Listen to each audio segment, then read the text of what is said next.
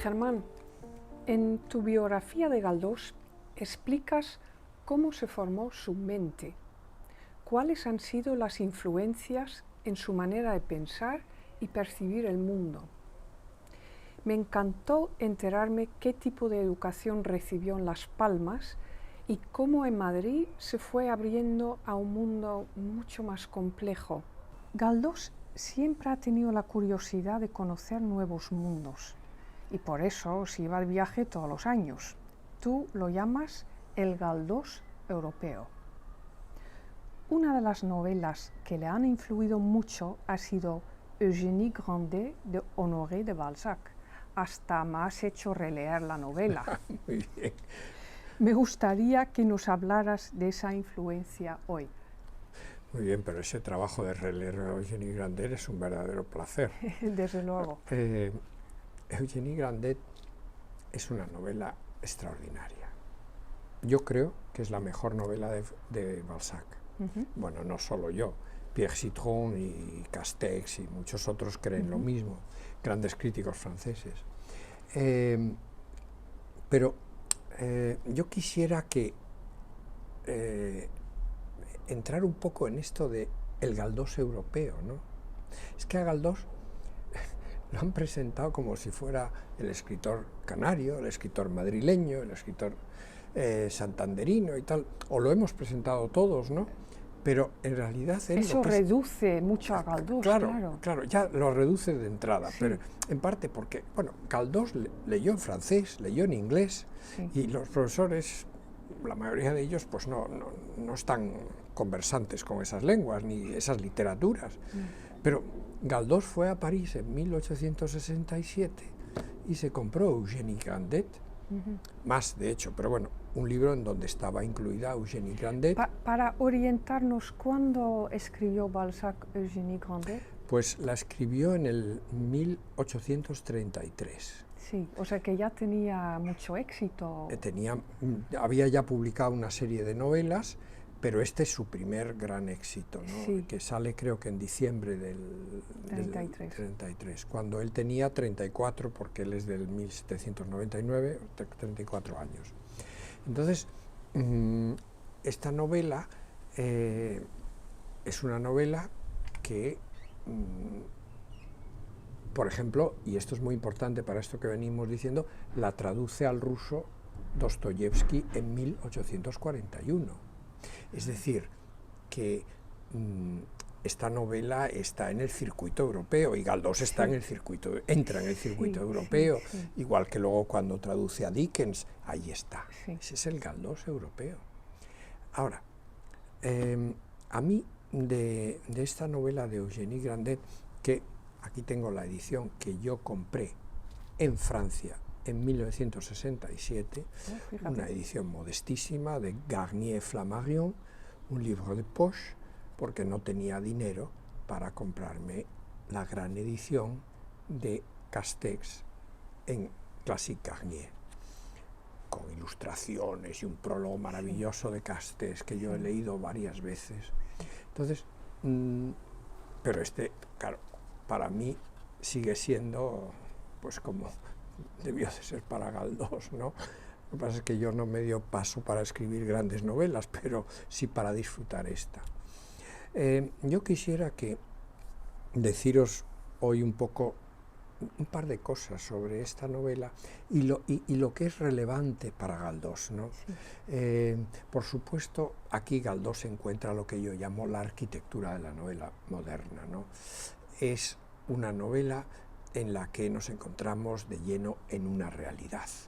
Se cuenta una realidad de una manera un poco más clásica de lo que vamos a encontrar en las novelas de Galdós, sobre todo de la segunda manera, pero parecida a como Galdós cuenta en las novelas de la primera manera, digamos Doña Perfecta, para situarnos.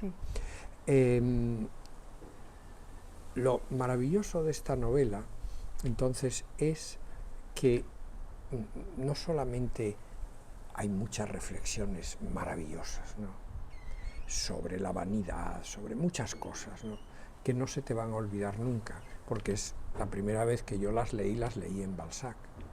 Y yo creo que a Galdós le pasó algo parecido, le debió pasar algo parecido. Pero hay dos cosas que yo querría subrayar, sí. porque me parece que ahí está donde Galdós aprendió mucho del oficio de ser autor. En Eugénie Grandet hay algo que me parece a mí muy importante, y es que esta novela tiene un personaje. Eugénie tiene dos grandes personajes, el padre y la hija, Eugénie. El avaro y la inocente. Y la inocente. Sí. Y esta inocente se parece bastante a la Rosario de Doña Perfecta. Sí, es verdad. Es también una niña inocente, sí. Obediente. Obediente a los padres y tal, sobre todo a la madre que decide todo. En eso se parece bastante. Y luego el amor romántico, en el caso, y en ambos casos falla el amor, porque al final al pobre José se lo cargan, pero a Eugénie la abandona Charles. Entonces, en ese sentido, pues hay unas semejanzas bastante claras. Pero yo quisiera fijarme en dos aspectos que dicen mucho de la creación de la novela, de cómo se inventa una novela. De Eugénie Grandet sabemos que el modelo de esta mujer, de este personaje, existe o existió. Se llamaba María Duvernay. Era una mujer casada con la que tuvo un affair con Balzac e incluso llegó a tener una hija, Marie. Esto en el momento en que está publicando no se sabía, pero en 1839 aparece la dedicatoria a María de la novela, y por ahí se han ido los críticos atando cabos hasta saber quién era esta persona. Ahora, los citados críticos, por no meterme en otros, que como Castés, o sobre todo Castés, han estudiado y han visto que este personaje no está hecho, no es una copia de María, sino que está hecho compuesto de diversos perfiles femeninos. Y esto es muy importante, porque lo mismo va a ocurrir en toda la obra de Galdós, que a veces dicen equivocadamente que Tristana es Concha Ruth Morel. Sí. No es así. Concha Ruth Morel es Tristana, es Concha Ruth Morel, pero también es Emilia Pardo Bazán. Y quizás haya algún otro personaje ahí mezclado. Los personajes todos tienen muchos componentes de claro, diferentes mujeres. Y que son otros perfiles distintos, sí, ¿no? Sí. Incluso en Tristán hay otro que es el perfil de Aurora, que es otra mujer que tuvo Galdós, que conoció. O sea que hay una serie de perfiles. Bueno, esto es muy importante. Por supuesto. ¿Sí? Porque te da una visión. Gracias a Balzac tenemos esta mirada hacia la obra de Galdós, que lo que pasa es que Galdós, como no contaba nunca nada, pues sabemos muy poco de lo que pensaba, pero eso está ahí. Segundo elemento que a mí me parece muy importante es esta novela, como sabes, ocurre en Saumur. Sí. Pero los críticos que la han estudiado, franceses, dicen, bueno, Saumur, pero realmente es Tours, donde nació Balzac, sí. Donde nosotros hemos estado muchas veces, sí. Y parece que lo que hace Balzac en esta novela es coger Tours, pero trasladar ciertas características del lugar a Saumur. Y los dos están en el Loira. Y en la orilla del Loira, los dos.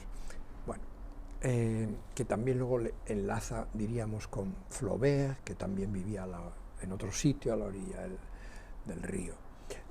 Pero lo que me parece muy importante entonces es que el espacio, no solo los personajes, sino que los espacios que aparecen en las novelas de Balzac son espacios cuyos perfiles se mezclan. No es un Ya, realismo sí. puramente de copia, que es Exacto. lo que tiende a pensarse, que el realismo es una pura copia. No, Sí. es que ya en Balzac había mucha creación. Lo mismo podemos decir de Galdós. Muy bien, Yo, sí. por ejemplo, para cerrar este punto, cuando explico Doña Perfecta, siempre digo lo mismo. Doña Perfecta puede ser Burgo de Osma, puede ser Astorga, puede ser Nájera, cualquier ciudad con diócesis, con obispado pequeña, sí, y tal, o puede ser Las Palmas, o es un compuesto, como en el caso de Eugénie Grandet. O sea que es extraordinario, ¿no?, que Galdós se meta a esta gran autopista que es la literatura europea y allí empiece a escribir sus maravillosas novelas, sí, dentro de los parámetros, sí, que lo hacían absorbiendo otros, todo lo que ofrecía Europa. Y que era un cambio de paradigma con respecto, sí, al romanticismo. Desde luego. Y desde luego no tenía nada que ver con lo que se estaba escribiendo entonces en España. Bueno, o sea que, muy claro. Muchas gracias, Germán. Hasta la próxima.